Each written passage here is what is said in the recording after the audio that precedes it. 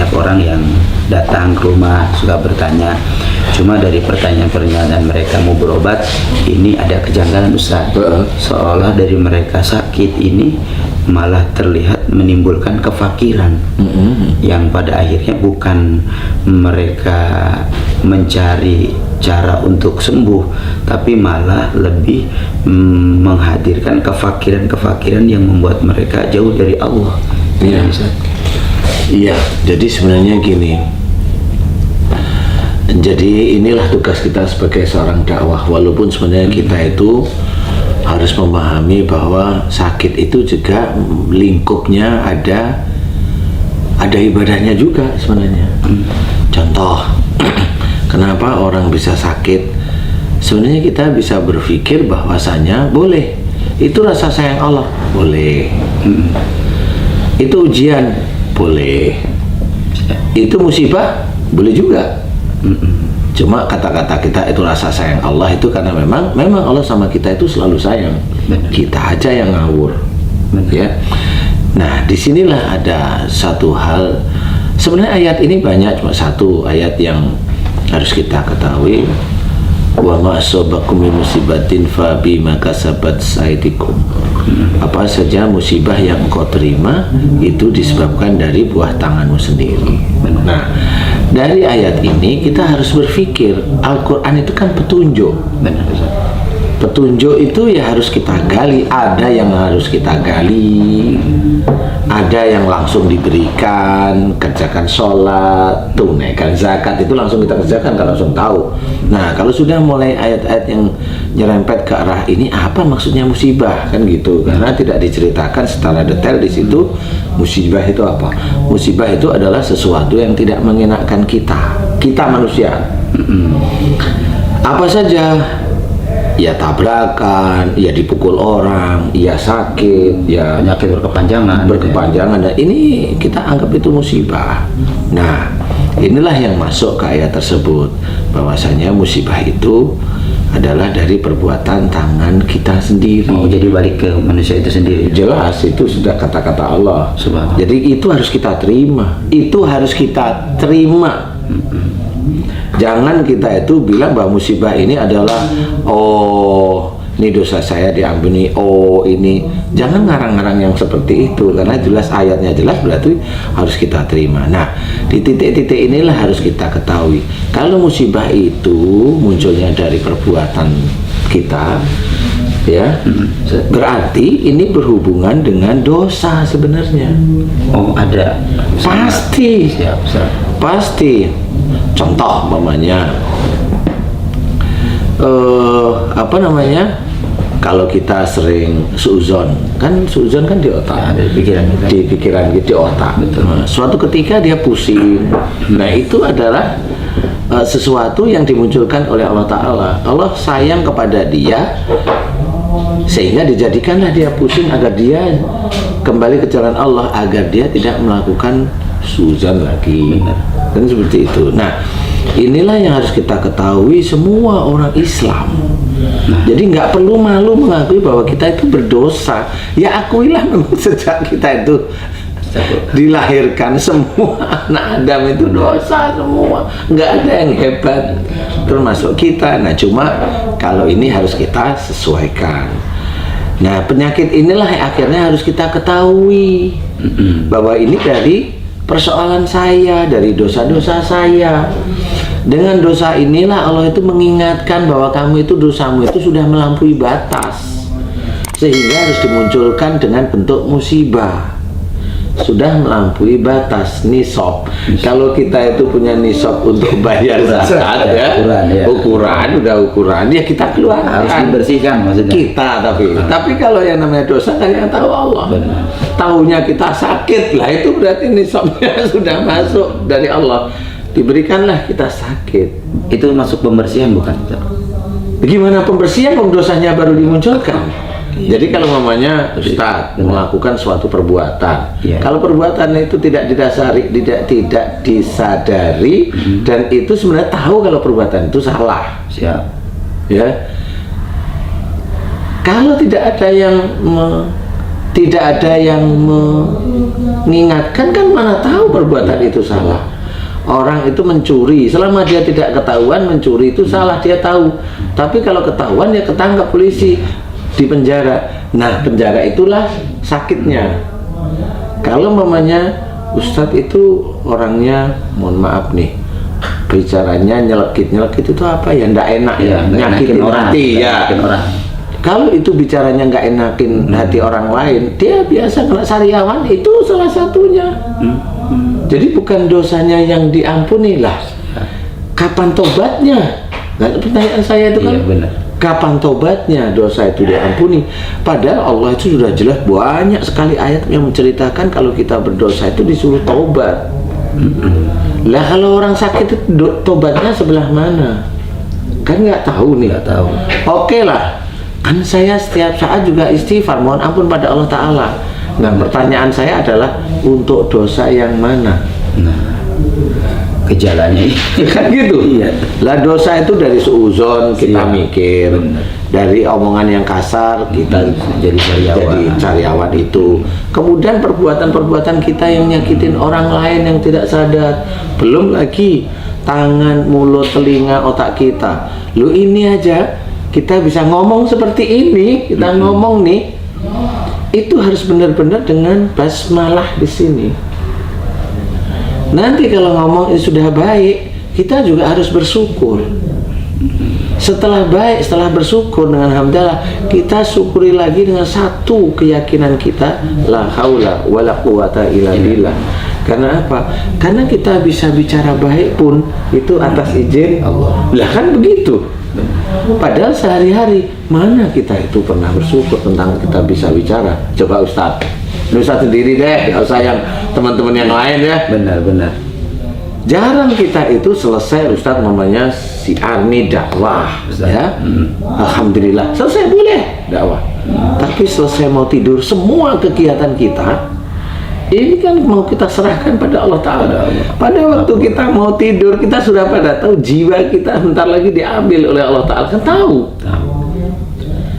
Pada waktu jiwa kita mau diambil, kan kita tidak tahu kalau kita itu mau diambil beneran hilang, iya, benar. atau kita dikembalikan hidup. Ya, Kan nggak ada gitu. jaminan. Nggak ada jaminan. Nah, di titik inilah kita harus paham. Mulailah kita berdoa, ya Allah, Alhamdulillah dari pagi sebelum subuh Engkau bangunkan aku mengerjakan aktivitas baikku. Alhamdulillah ya Allah, dan aku sehari-hari bisa mengerjakan pekerjaan yang Engkau berikan kepada diriku. Alhamdulillahirabbil alamin. Itu aja enggak. Alhamdulillah dari pekerjaan itu Engkau berikan aku tubuh untuk melakukannya atas izin-Mu. Alhamdulillah ya Allah, atas izin-Mu aku bisa melakukan semuanya. Alhamdulillahirabbil alamin. Baru la haula wala quwata illa billah. Baru doa untuk tidur. Bismika Allahumma ayya. Selesai. Kalau masih belum tidur, boleh bertasbih. Cukup bertasbih sampai terus. Tapi itu tidak banyak dilakukan. Padahal itu kejadian kita bisa melakukan sehari-hari itu atas izin Allah. Enggak pernah dilakukan. Sangat jarang. Kan akhirnya la in syakartum la azidanakum enggak ketemu. Ketemunya wala in kafartum. Jadi kufurnya di sini. Lah. Iya benar. Akhirnya di sini. Lah. Di sini ini banyak, nggak cuma yang lagi sakit, yang belum sakit pun kelihatan. Ya Allah. Kan akhirnya begitu. Nah, inilah yang harus kita ketahui. Inilah tauhid. Kita tahu bahwa kita itu milik Allah. Kan nggak ngakuin akhirnya. Iya. Kesannya saya kerja itu ya saya sendiri, nggak ada Allah. Nggak ada. Iya, campur tangan Allah. Nggak ada.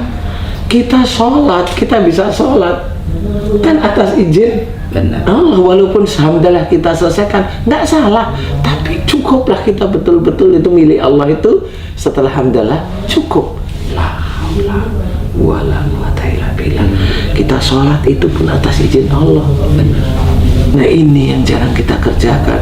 Ya bagaimanapun juga Allah akhirnya memberikan peringatan di situ, Ustaz. Dari situlah. Dari situ dan dari banyak hal sebenarnya. Sudah nggak bersyukur setiap hari, melakukan dosa lagi gitu. Iya. Nah akhirnya musibah itulah dimunculkan. Nah kalau sudah dimunculkan oleh Allah Ta'ala, sudah kita kembalikan. Kalau memang musibah itu dari dosa kita, mohon ampunlah. Kalau sakitnya pusing, tentang apa ini? Pusingnya berapa hari, pusingnya berapa bulan, pusingnya berapa tahun. Ini kita bisa ngukur kok. Oh gitu saja. Insya Allah bisa. Berapa hari? Berarti sebelum pusing kita ada sesuatu yang kita pikirkan sebelum Baik. pusing. Oh itu. Itu tolak ukurnya. Tolak ukur. Kalau berapa bulan sebelum pusing itu kita mikirin apa yang agak lebih berat. Benar. Biasanya kalau berapa bulan itu dari mana? Biasanya ini dari keluarga kita, pasangan kita. Karena biasanya pasangan ini kalau dikasih tahu susah, kita mikir. Nah, mikirnya lama. Mikirnya lama, disitulah pusingnya nggak selesai. Lah iya kan? Iya. Nah padahal kalau itu sendiri kita serahkan pada Allah Ta'ala, bisa itu kita diberi jalan keluarnya. Tapi kita nggak pernah, jarang sekali. Ini yang nggak ketemu di tafsir ayat hidupnya ini. Nah inilah yang sebenarnya harus kita kerjakan sehari-hari. Sehingga pada waktu kita tahu, oh saya pusing itu karena saya sering suuzon. Kalau pusingnya bertahun-tahun nggak pernah selesai, nah ini kita harus tahu. Karena ini pengalaman-pengalaman yang ada di Siraman Kolbu. Pusing bertahun-tahun. Saya tanya, bertahun-tahun, puluhan tahun Ustaz, saya tanya, sebelum nikah atau sudah nikah, itu dulu pancaran saya. Sesudah nikah atau sebelum nikah persis. Waalaikumsalam warahmatullahi wabarakatuh. Assalamualaikum. Waalaikumsalam. Gimana Mas Muslim? Baik. Ini ya? Maaf. Sini. Siang. Ya.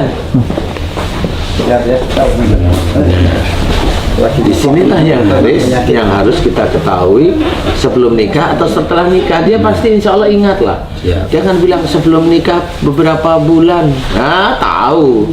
Saya tanya, kamu nikahnya dipaksa sama orang tua? Itu tahu. Jadi semua juga punya indikasi. Ada indikasi. Baru dia, iya.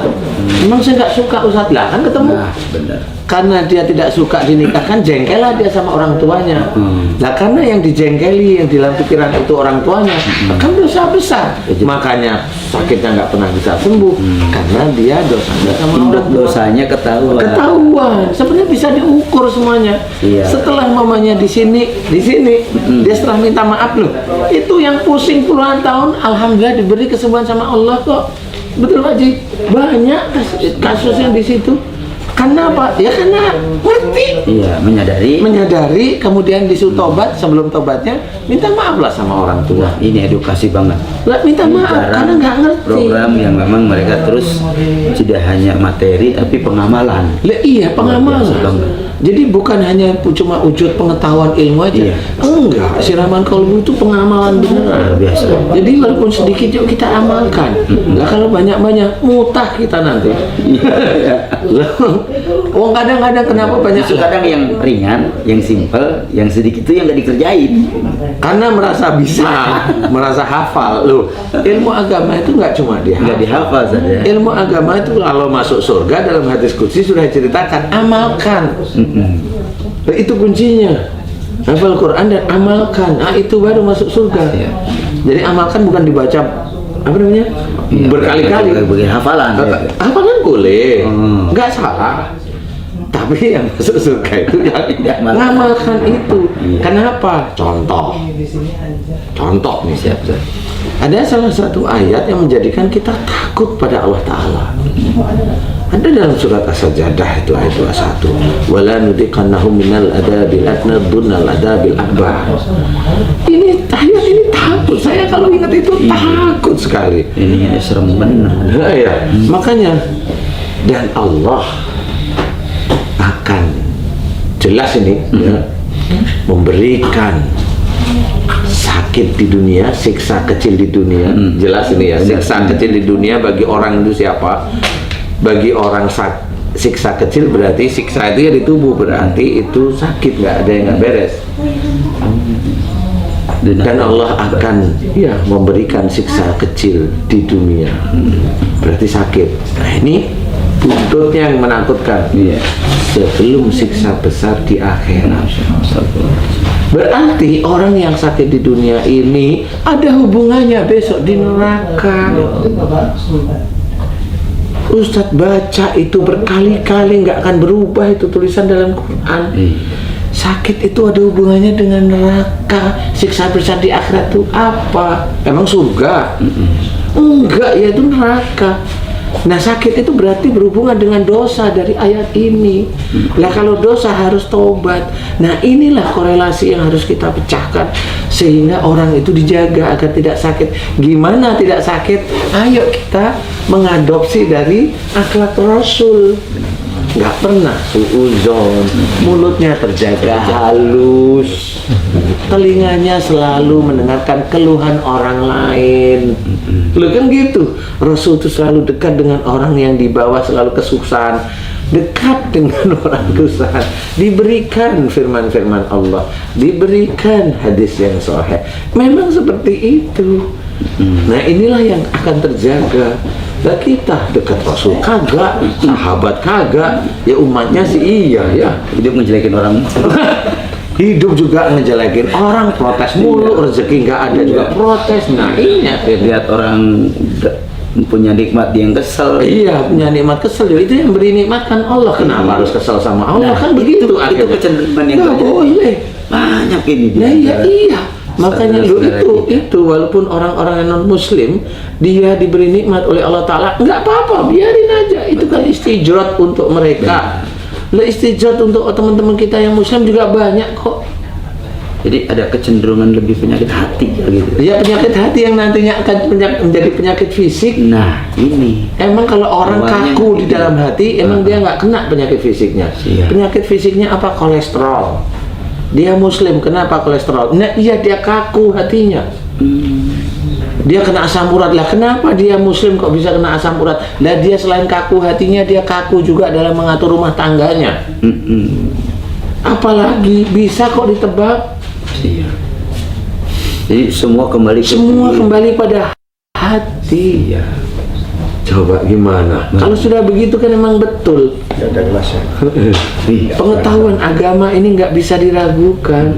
Akhlak Rasul itu memang juga harus kita contoh. Berarti sesuai banget sama pandangan hadis Rasul tuh, tidak sholat dulu. Nah iya benar. Fasadat kullu. Iya benar. Wahwal kullu. Begitu ya? Iya. Nah jadi kalau amal itu salam dulu dong. Lah, yuk kita lanjut. Wah tumben bisa bangun pagi diriku nih. Jadi hadis itu benar. Benar banget. Insya Allah benar banget itu.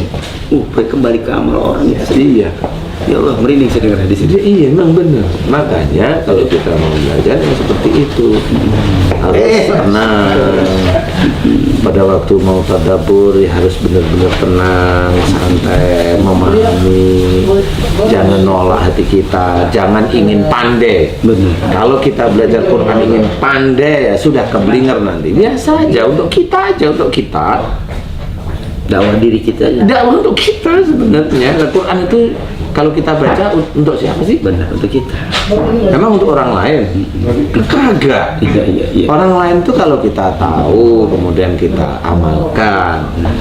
Jadi jangan hanya kita jadi orang yang memberikan informasi. Iya, karena kalau kita itu belum ngamalin, udah ngomong ngalor ngidul walaupun itu ayat Quran, walaupun itu tuh hadis, emang bukan masalah malunya. Nah, Pak Haji yang Apalagi ke situnya ya. Lah emang harus ke situ. Aduh. Kabura maqtan indallahi. Terus, gimana kemarahan Allah itu amat dekat kepada orang yang ngomong doang tapi tidak jalanin. Lah itu kan itu ayat itu untuk kita loh ya, betul Pak Haji. Lah itu yang harus kita itu tunduk, tenang, ngomong itu yang benar-benar manfaat. Ini sudah saya kerjakan belum? Kan seperti itu. Kalau kita nggak mau, kan lupa kita itu udah ngerjain apa belum. Kayaknya orang itu salah semua. Ya kan nggak bisa seperti itu. Iya. Kan ada adabnya. Maaf, Ustaz. Iya. Kembali ke penyakit dan kefakiran tadi itu menarik itu ya.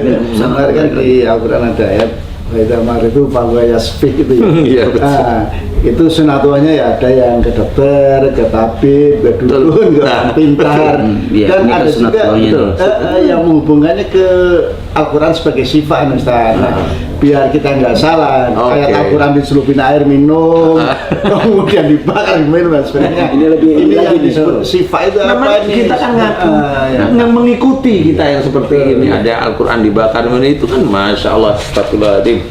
Sebenarnya beliau matang. Kemudian kita mulai dibagi-bagi nih. Biar satu, kalau yang namanya ke dukun atau ke tabib saya tidak tahu nih.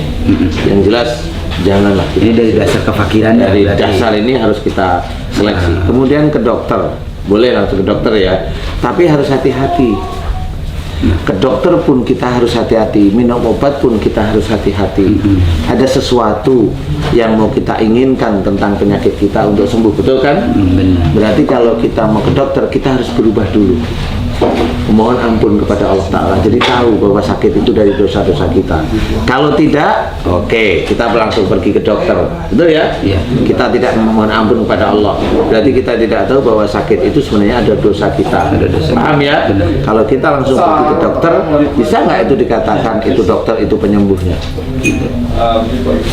Nggak, untuk orang-orang tertentu. Akhirnya dia ngomong, dokter sana lo hebat. Iya, oh iya. Bukan Allahnya. Ada ininya. Iya. Pasti. Nah, itulah yang mulai melakukan sesuatu kemusyrikan kita.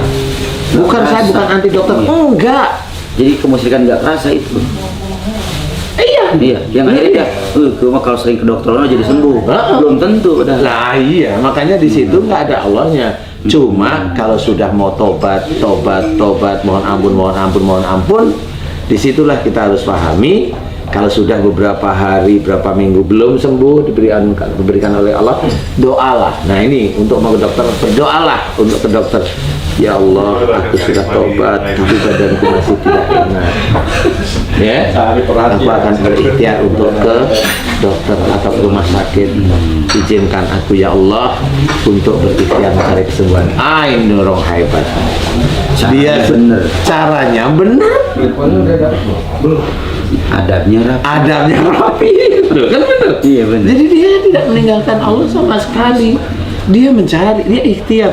Kalau ke dokter belum sembuh. Ya Allah, saya belum sembuh. Carilah saya.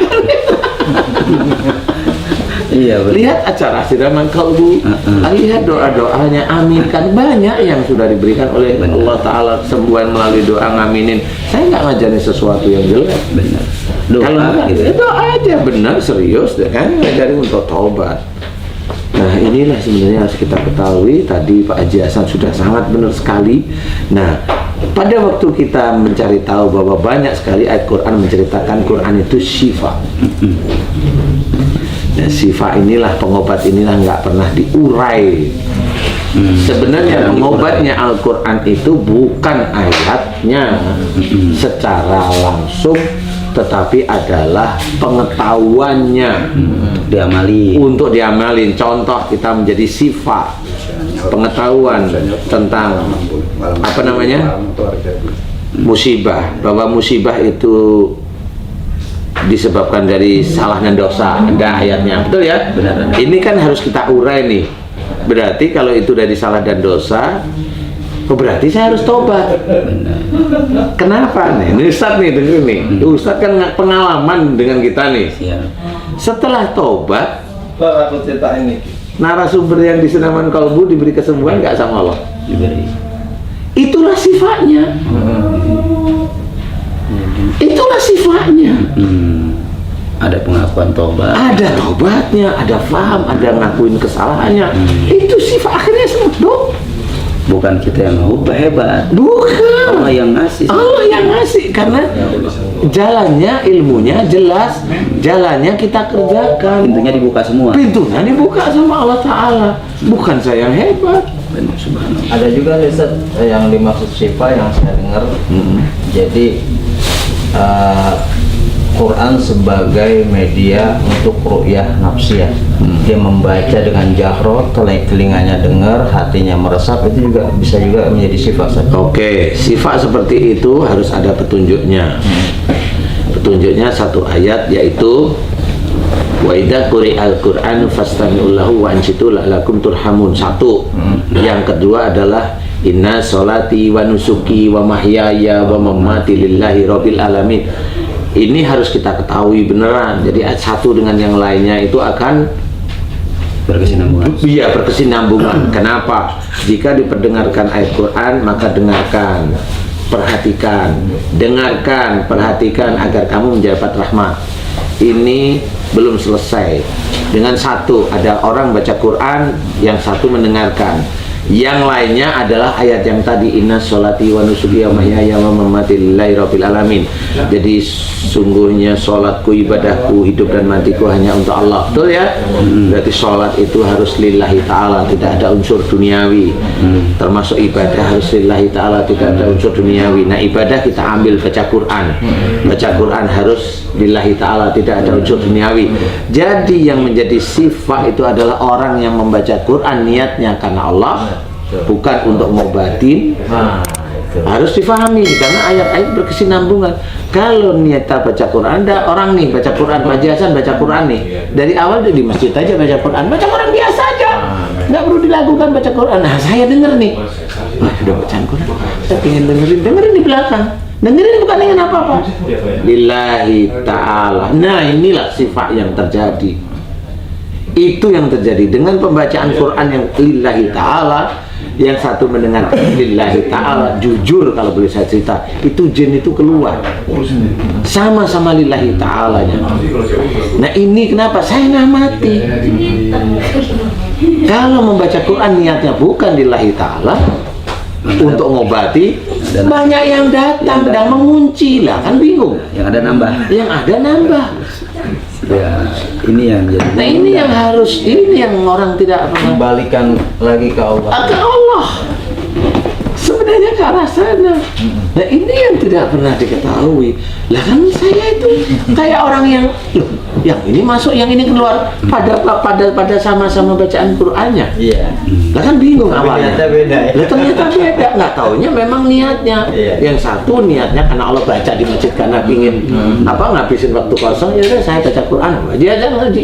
Saya dengerin, lirik-lirik, saya dengerin. Itu saya buktikan. Ini saya buktikan ya. Pada waktu di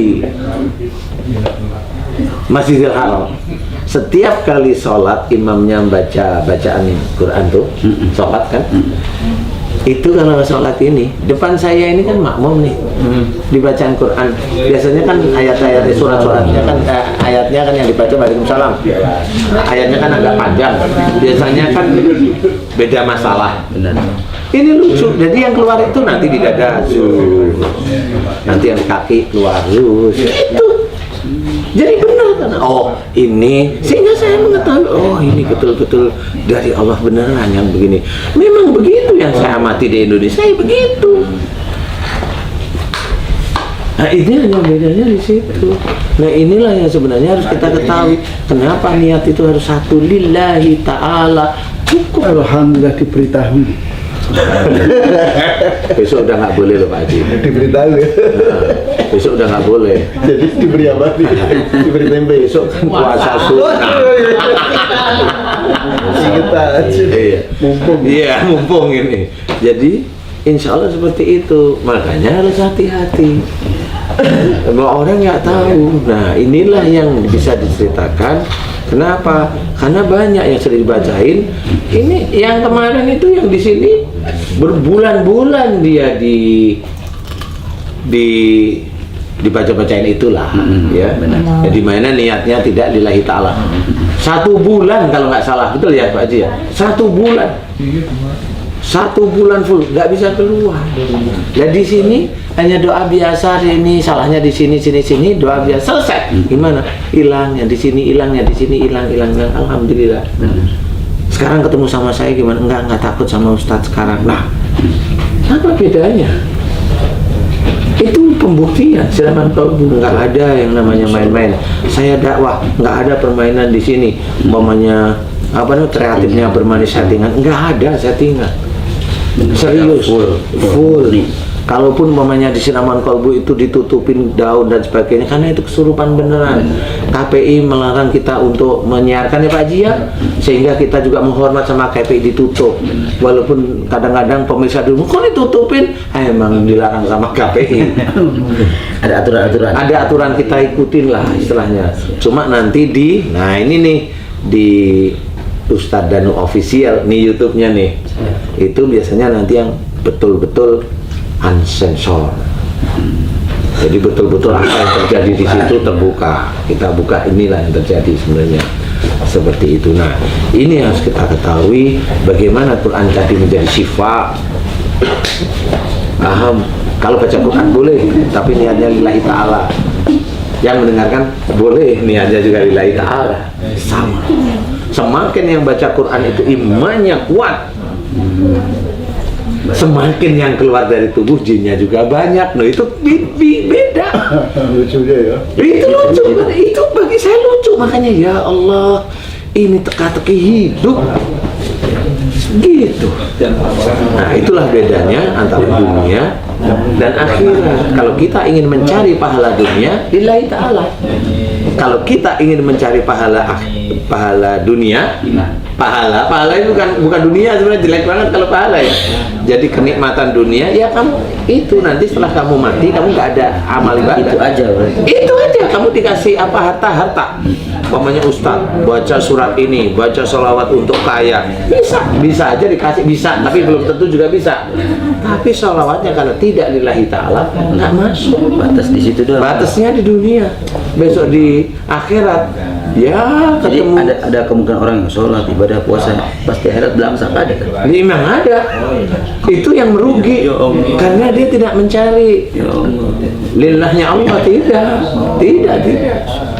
Nah itu memang benar. Makanya doa-doanya kadang-kadang juga belum dikabulkan sama Allah Ta'ala, memang seperti itu.